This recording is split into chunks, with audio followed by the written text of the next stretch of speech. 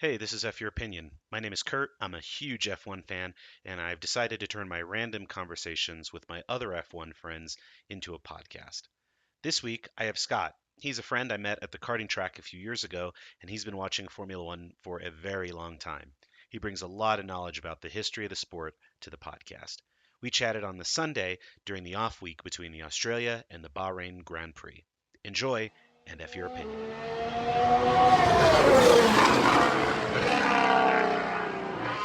I'm here with Scott. Scott is another one of my super random Formula One friends, a longtime F1 fan, attender of numerous Grand Prix, owner, I think, of a couple Ferrari road cars, and overall, all around good guy and crazy motorsport fan. Is that a pretty good description of you, Scott? Yeah, that's pretty accurate. All right. Um, so we're going into another F1 season. We're past the Australian Grand Prix, which kind of forces everyone to show their cards a little bit. I know you're a big Ferrari fan. Um, you know, as an honest assessment at the start of the year, Ferrari kind of maybe lucked into a win. They're in the right place and seized an opportunity. Um, do you think Ferrari legitimately has a chance at either one of the constructors' trophies this year? Yeah, both the drivers and the constructors' trophies. I think Vettel has a better chance at winning the drivers' title, perhaps, than the constructors' title. The Mercedes overall probably has a little bit better pace, and Hamilton, captured the pole by 7/10 of a second. Yeah. So I thought, oh boy, here we go again. This is going to just be another runaway by Hamilton, and it's going to be a very processional race, but it proved not to be. Of course, Vettel was aided by the safety car coming out, the virtual safety car. So he dove in the pits while Hamilton was still out on the track, and then Vettel was able to come back out in front of Hamilton. Hamilton had no idea what had just happened, which I found pretty interesting. So the Mercedes AMG team made a pretty bad call there and didn't communicate well with Hamilton. So I think they paid the price for that, obviously. I mean, in Mercedes' defense, I think Ferrari had held Vettel out for a late pit stop. I don't know if there was anything Mercedes really could have done though to respond to that. That's right. But they could have kept Hamilton out on the track longer That's until, true. his tires were really going off. Yeah, So, that's true. I think he was 7 laps or something earlier than Vettel was on the virtual safety yeah, car. he was quite a bit earlier. That's Yeah. right. So yeah, interesting to see. Yeah, maybe Mercedes should go long, or I mean, it's hindsight's 2020. But over the course of the season, how do you think? It's probably going to come down to a Vettel versus Hamilton battle. Last year we saw how that panned out with a strong start and leading the championship, and then kind of a comedy of errors unfolded in the later half of the season. Do you think Ferrari legitimately has, the definitely the motivation, but the ability to keep it all together and execute, 100% this year? I think they do, and we'll see how this three engine rule plays out, which may impact neither of the teams or both the teams or one of the teams. Yeah. I think that's a real wild card. But I think Ferrari has the legs. We'll just have to see how this plays out. Yeah, the three engine rule. I mean, I think even before the season started, Renault was basically suggesting, we're going to take a strategic penalty. Um, it's going to be inevitable. There's no way we can do an Formula One season on three engines. I'm curious to see if that's going to apply to Mercedes and Ferrari. If do they go into the season expecting that? I think just as a contingency planning, they'd have to. Somebody's doing the math on if we do take four engines, where do we do it? Where's the best place to do it? Development wise and championship standing wise. But you're right. I do think that three engine, I guess, quote unquote, cost cutting measure, um, which is completely goes out the door.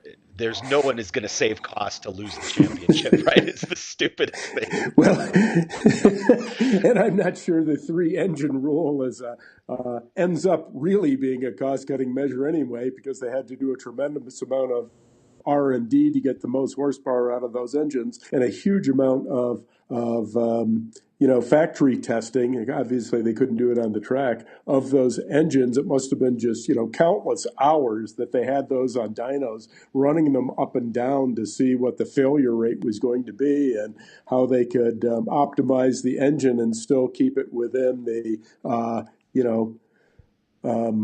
race life parameters. Yeah.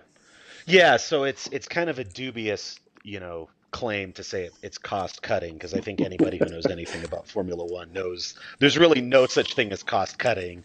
Nothing is based on economics, really. No, Either no. you have the money and you're totally spending it, or you're bankrupt because you've spent all the money. That's right. There's That's right. no real budgeting. It's really just as much as you can spend it all. So, we'll see. Yeah, I'm really curious to see how three engines pans out. Um, so shifting gears, let's talk about McLaren. Alonso at the end of the race on team radio, he found out he was, I think, P5, and was pretty happy with that, said he could work with that. I think if you kind of adjust for race incidents and accidental DNFs and things, Alonso was really a net eighth or ninth, finishing, thanks to a pretty strong performance from Haas, that kind of ended in disappointment. Bottas qualifying way out of position, Right. Verstappen spinning out. You had a couple of factors there. I mean, realistically, Alonso was maybe eighth, probably more realistically ninth. Um, I think everybody kind of agrees McLaren made the right choice in switching from Honda to Renault, despite being their bitter rival for so many years. Um, where do you see McLaren going, fighting amongst the likes of Renault, Haas, maybe getting up to Red Bull? Where do you think McLaren slots into the Renault runners? Well, they're obviously a lot better off this year than last year. I mean, remember, last year, neither cars scored any points whatsoever for the first half of the season. Now we see, um, that Alonso finished fifth in the race and Von Dorn was down in ninth. And I think they'll improve from here. And I think they'll be busting heads with Red Bull, to Okay. tell you the truth. Do you think that happens before the summer break? I mean, basically Hungary. Let's say Hungary is the midpoint of the season. Do you think they'll be challenging Red Bull before the midpoint? Okay. Yeah, I think so. Yeah. I think so. I think Nolian disagrees with you a little And bit, getting back, but we'll see how it shakes out. well, I've got to say, the new paint job on the Yeah. McLaren looks great. That sort of pearlescent orange with the Yeah. black looks really great, and that's got to be worth something in terms of Yeah. fees, I'm sure. So, Just yeah, nostalgia speed. good-looking cars always are faster Sure. than ugly cars, right? Sure. And getting back to your comment on Bottas, I mean, what the heck happened to him? Essentially, he qualified 10th and then had to take a 5 grid place penalty because he had to change out a gearbox due to the crash that he had in qualifying, which damaged the first Yeah. gearbox that was in the car. So started the race from 15th, and he really didn't move up that much. So Yeah, he didn't do himself any favors this race. I mean, there's the knock-on effect of basically you're down a gearbox in the first race. How is that going to affect you, half a dozen races from now? Um, you know, Everybody wants that Mercedes seat for 2019. Ricardo's looking at it. Probably sure. Alonso's probably looking at it. I mean, everyone wants that seat. So, and everyone's going to be doing a very careful accounting of, what Bottas is doing. I think everyone will give you the first year as a mulligan. going into a new car late in the year. But for him to come out in the first qualifying session and crash like that, and then for Hamilton to come out and really crush the field, and even what I mean, he was Hamilton. If you watch the comparison of that, I mean, Hamilton was committed to that exact same turn. It does highlight kind of the disparity in skill a little bit. Um, you only get so many freebies and do-overs in Formula One. I Haas is really he didn't really set himself up to succeed this season with that race. So No, I mean if I mean he only finished in eighth place, and that was aided by the attrition of both the Haas's from their wheel nut problem, which I was a little astounded by, and I hope they don't have to suffer yeah, through that one again. I hope that was a yeah, one-off incident. But if really Bottas only moved up by his own driving from yeah. 15th to 10th. I mean, it's like, Yeah, what and, the and you heck? do have to wonder. I mean, is that, the engine is not cranked up all the way? Maybe they're a little hesitant to unlock those, higher modes. Again, back to the three engine discussion, and even Hamilton was kind of saying the same thing. He felt like he couldn't challenge Vettel because he's thinking how many races down the road because, we only have three engines. So, yeah, Bottas he really should have had a better result. I mean, at least in terms of attacking the field. Um, I was a little bit disappointed. So, his best opportunity, comes up in the next race, and he's got to be right there with Hamilton or ahead of Hamilton if that's possible, in order to redeem himself. But he's got a bit of a hole he's dug himself into. One of the things that came up, this was Vettel's 48th career win, and he also stood on the podium for the 100th time, and he's only the fourth driver in history to ever do that. The other three being Hamilton, Schumacher, and Prost. So that's Yeah, quite it an really achievement. is. And I think it also highlights how dominant he was at Red Bull, especially in the kind of second and or third and fourth year where he was just running away with it. Because I mean, the success Oh, has geez, been there didn't with he? Ferrari. They've had some good results, but considering how dominant Mercedes has been in the last 4 years or 3 years, um, it's really interesting to see. You're contrasting.